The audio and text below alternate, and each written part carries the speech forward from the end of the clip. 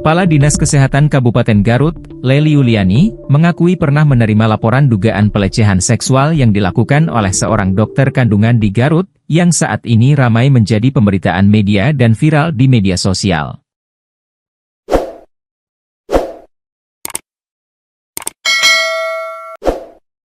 Kalau tidak salah, itu sekitar 1 tahun yang lalu ketika yang bersangkutan sedang praktik di Garut, kata Lely, Selasa, 15 April 2025, seusai menghadiri pelantikan CPNS dan PPPK di alun-alun Garut.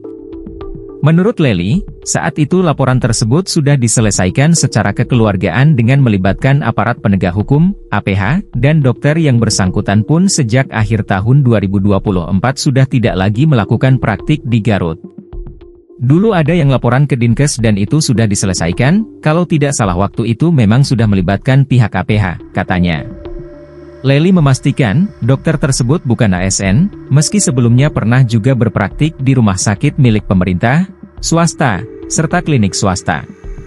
Namun, saat ini nama dokter tersebut sudah tidak ada lagi di Sistem Informasi Sumber Daya Kesehatan Dinas Kesehatan Kabupaten Garut. Karena itu, bisa dipastikan dokter tersebut sudah tidak bisa lagi praktik di seluruh wilayah Kabupaten Garut. Terkait adanya pengakuan korban yang saat ini menjadi pemberitaan media, menurut Lely, pihaknya belum bisa memastikan apakah korban yang sama dengan yang pernah ditangani pihaknya pada 2024. Saya harus lihat lagi datanya ya, memang waktu itu, 2024, sempat ada laporan dan sempat diselesaikan, katanya.